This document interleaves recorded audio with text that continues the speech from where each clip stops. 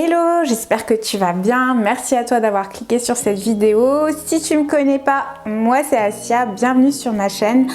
Aujourd'hui, je suis là pour te parler de l'ail. C'est une plante qui a malheureusement mauvaise réputation à cause de son odeur, mais pourtant elle possède de multiples vertus et c'est ce que je vais essayer de te montrer dans cette vidéo aujourd'hui.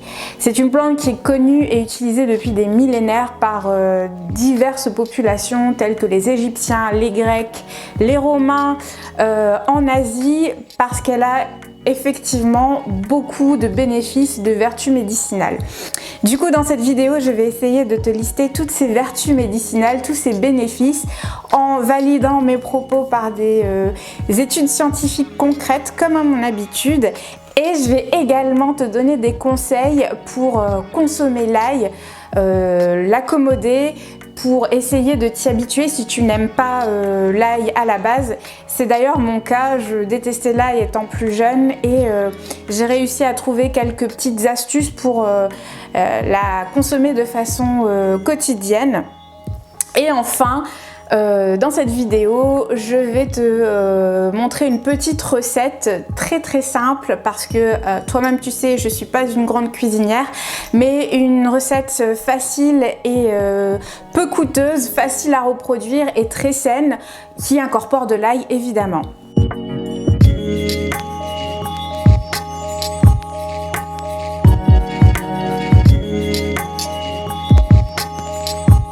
Commençons par le vif du sujet, les vertus et les multiples bénéfices de l'ail. Donc il faut savoir que l'ail contient de nombreuses vitamines, la vitamine A, B1, B2 et la vitamine C qui est connue pour être une vitamine antioxydante. L'ail contient également de l'inuline qui est un prébiotique. Les prébiotiques sont des composés qui ont des bénéfices sur la flore intestinale qui aident en l'occurrence les bonnes bactéries de ta flore intestinale à mieux se développer. L'ail contient également un composé intéressant qui s'appelle l'allicine. C'est un composé soufré, donc qui contient du soufre, d'où l'odeur pas très agréable de l'ail. C'est à cause des composés soufrés que l'ail contient. Et en fait, l'allicine a des propriétés antivirales, antibactériennes et antifongiques. Donc c'est un anti-infectieux très intéressant. Autre propriété très intéressante, c'est que l'ail permet de prévenir les maladies cardiovasculaires. En effet, l'ail a des propriétés anticoagulantes, hypolipidémiantes. J'ai eu beaucoup de mal à réussir à prononcer ce terme. Qu'est-ce que ça veut dire? C'est qu'il permet de réduire le taux de lipides dans ton sang. Donc les lipides, c'est les graisses, hein. Donc c'est hyper intéressant dans la prévention de maladies cardiovasculaires. L'ail est également anti-hypertenseur, c'est-à-dire qu'il permet de diminuer la tension artérielle. Donc, en général, les personnes qui souffrent de maladies cardiovasculaires ont des problèmes également d'hypertension artérielle. Donc c'est hyper intéressant de consommer de l'ail quand on fait de l'hypertension artérielle. Et l'ail a également des propriétés chélatrices de métaux lourds et de toxines. Donc ça permet de prévenir tout ce qui est intoxication aux métaux et aux toxines. Donc c'est hyper intéressant. Moi-même, avant de faire mes recherches pour cette vidéo, j'étais pas du tout au courant de toutes ces propriétés-là. Donc c'est hyper intéressant. Je t'afficherai sur l'écran pas mal d'études scientifiques que j'ai trouvées qui démontrent ces bénéfices dans la prévention de maladies cardiovasculaires. Franchement, j'ai été étonnée d'en trouver à ce point sur le net. Il y a énormément d'études scientifiques sur les bénéfices de l'ail. Je te mettrai les liens en barre d'infos évidemment si tu veux aller en apprendre davantage sur la thématique. Autre bénéfice et non des moindres, et je pense que c'est le plus important, surtout vu le contexte actuel, c'est que l'ail a des effets immunomodulateurs, c'est-à-dire qu'il a la capacité de stimuler et de booster le système immunitaire. Alors là aussi, j'ai trouvé pas mal d'études scientifiques sur le sujet et franchement, en ces temps de pandémie, je pense que c'est absolument un must à avoir dans sa cuisine. D'ailleurs, j'en profite au passage pour te dire que j'ai fait pas mal de vidéos sur l'immunité, comment booster son immunité de façon naturelle. Et j'ai également fait une vidéo sur 7 plantes qui permettent de booster ton immunité naturellement, preuve scientifique à l'appui. Si ça t'intéresse, je te mettrai le lien de ces vidéos en barre d'infos, n'hésite pas à aller les checker pour en apprendre davantage. Donc l'ail permet de stimuler la synthèse de nombreux lymphocytes, dont les natural killers dont j'ai déjà parlé. Les natural killers, ce sont des cellules immunitaires qui ont un effet anticancéreux. Donc en plus d'être immunomodulateur, l'ail a également des effets anticancéreux. Je vais aborder ce sujet-là par la suite. Et ça permet également de booster la synthèse d'immunoglobulines. Les immunoglobulines, ce sont les anticorps. Donc c'est vraiment un petit miracle à avoir dans sa cuisine. Vraiment, l'ail, c'est une mine de bienfaits qu'il faut apprendre à consommer de façon quotidienne. Et le must, c'est que ça reste un produit naturel qui a très peu d'effets secondaires, voire pas du tout, hein. Donc le bénéfice suivant que je voulais mentionner, que j'ai déjà mentionné, donc c'est les effets anticancéreux de l'ail. Donc il y a de nombreuses études qui démontrent que l'ail permet de prévenir beaucoup de cancers, dont le cancer de l'estomac, celui du côlon, celui du rectum, mais également celui des poumons, du cerveau, de la gorge, du sein et de la prostate, rien que ça. D'ailleurs, des études ont démontré qu'une consommation quotidienne d'une gousse d'ail par jour donc permettait de diminuer de moitié le risque des différents cancers que j'ai cités précédemment, notamment ceux qui touchent le système digestif, donc l'estomac, le côlon et le rectum, et il permet également de prévenir les autres types de cancers. Donc c'est hyper, je le répète, c'est hyper intéressant parce que Dieu sait que le cancer est une pathologie qui sévit énormément dans notre société. Et l'un des principes actifs qui est responsable de cette action anticancéreuse, c'est une enzyme qui s'appelle l'alliinase, qui est donc contenue dans l'ail. Et pour bénéficier au maximum de ses vertus, il est conseillé en fait de broyer l'ail cru et de le laisser reposer 15 minutes pour que l'alliinase puisse se libérer et agir en conséquence. Je tiens d'ailleurs compte de ce paramètre-là dans la recette que je vais te proposer en fin de vidéo, du coup n'hésite pas à rester jusqu'au bout. Alors je l'ai également cité tout à l'heure, l'ail a des vertus antioxydantes, ce qui fait qu'il permet de lutter contre les radicaux libres. Les radicaux libres, ce sont des composés qui sont très connus parce qu'ils sont responsables du vieillissement cutané, du vieillissement cellulaire. Et Dieu sait que dans notre société qui est fortement basée sur l'apparence physique, eh ben, c'est quelque chose qu'on ne veut pas. Du coup, consommer de l'ail, ça permet également de lutter contre le vieillissement et ça, on dit oui.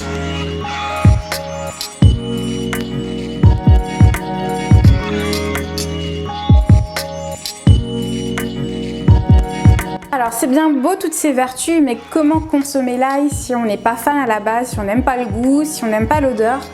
Comme je le disais, c'était mon cas et j'ai réussi avec les petites astuces que je vais te citer à intégrer l'ail dans mon régime alimentaire.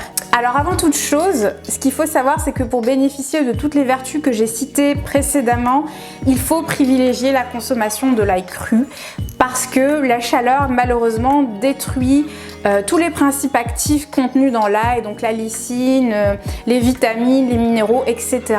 Donc voilà, il faut vraiment privilégier la consommation de l'ail cru. Donc personnellement, moi ce que je fais, c'est que j'ajoute de l'ail que je hache très finement en salade et j'ajoute une super vinaigrette qui permet de, on va dire, masquer un petit peu le goût de l'ail.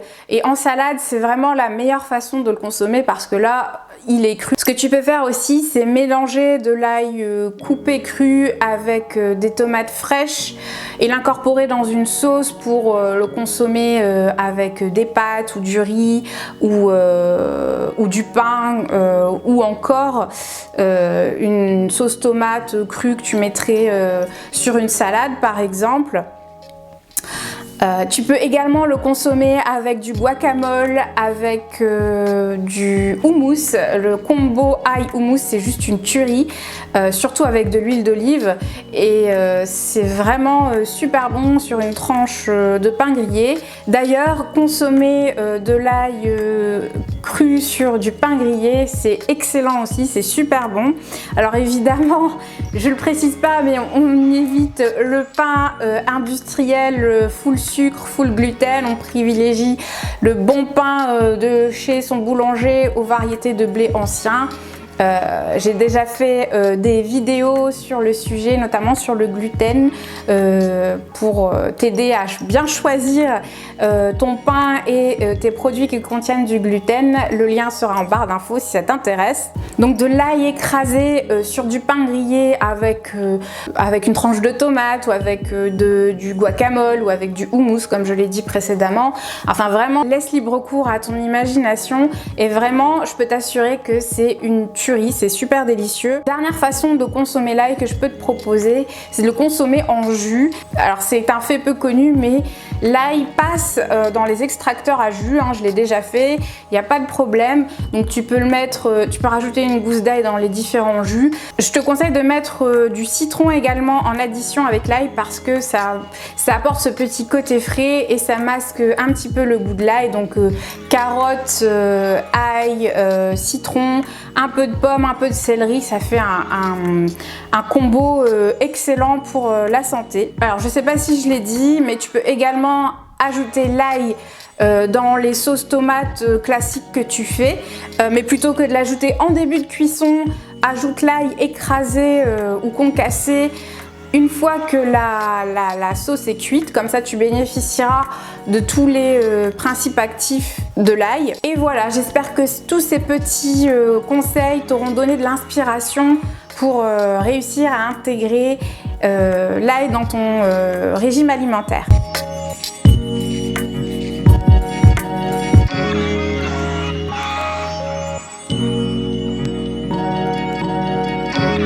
Alors du coup, la recette que je vais vous proposer pour cette vidéo, c'est une salade avec une vinaigrette marinée à l'ail. Du coup, pour ce faire, pour la vinaigrette, vous aurez besoin de vinaigre de cidre, d'huile d'olive, d'un jus de citron. Moi j'ai pris un citron vert, mais c'est au choix, vous pouvez prendre un citron jaune. Et évidemment, la star de cette vidéo, c'est l'ail, donc il vous faudra 1 à 2 gousses d'ail. J'afficherai les quantités sur l'écran. Et pour la salade, alors là j'ai envie de dire c'est vraiment selon vos goûts et selon ce que vous aimez. Personnellement moi j'ai pris de la mâche parce que j'adore la mâche. J'ai pris des tomates, une concombre. J'adore aussi ajouter des pommes granny, c'est des pommes un petit peu acidulées, avec du roquefort et des noix, parce que l'association pomme granny roquefort noix, c'est juste une tuerie, ça passe trop bien. Mais vraiment, je le répète, hein, c'est selon vos goûts et vos préférences. Si tu aimes les avocats, si tu kiffes les poivrons, du maïs, voilà, vraiment laisse libre cours à ton imagination et fais selon tes envies. Le roquefort, je sais que ça passe pas et que c'est pas au goût de tous. Si tu as envie d'ajouter du fromage dedans, je te conseille du fromage de brebis, de la tome de brebis crue ou de la tome de chèvre crue, ou à défaut du comté, ça passe bien aussi. J'ai fait un article sur les produits laitiers, ceux qu'il faut éviter de consommer et ceux qu'il faut privilégier. Je te mettrai le lien dans la barre d'infos si ça t'intéresse. Voilà, donc là ce que je fais, c'est que je réduis l'ail très finement au couteau. Alors tu peux le faire au mixeur si tu en as un.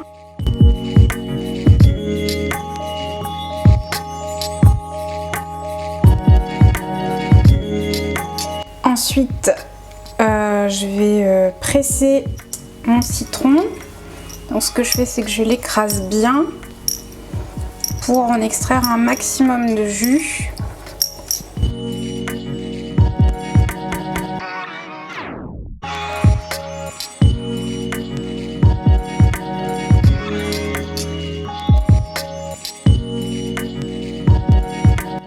Voilà, ensuite je vais ajouter de l'huile d'olive. Bon, j'y vais à l'œil, hein, mais je vous mettrai les quantités sur l'écran. Bon, j'y vais généreusement. Tac. Et enfin, un tout petit peu de vinaigre de cidre, l'équivalent d'une cuillère à café.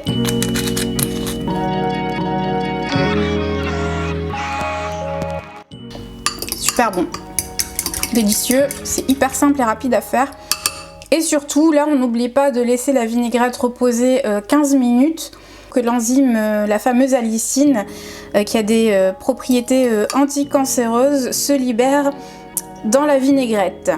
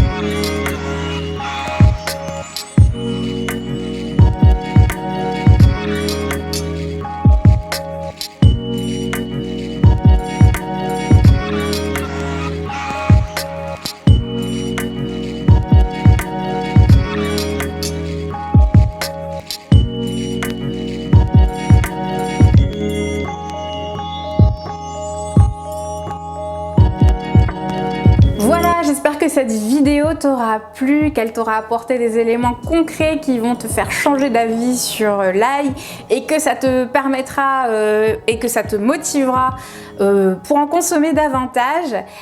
Si c'est le cas, n'hésite pas à me le faire savoir dans les commentaires. Et j'avais dans l'idée de faire de ce type de vidéo une série, prendre tous les super aliments, essayer de trouver les vertus et d'étayer ces vertus par des preuves scientifiques et puis te proposer des petites recettes qui vont te permettre d'incorporer ces super aliments dans ton régime alimentaire. En tout cas, voilà. J'espère que cette vidéo t'aura plu. Si c'est le cas, n'hésite pas à liker ma vidéo et à t'abonner à ma chaîne si ce n'est pas encore fait. Je te remercie d'avoir passé ce petit moment avec moi. Je te souhaite une très belle journée. N'hésite pas à visionner mes précédentes vidéos qui vont s'afficher sur l'écran et à t'abonner sur ma tête qui va s'afficher également. Je te souhaite une belle journée. Je te dis à la prochaine.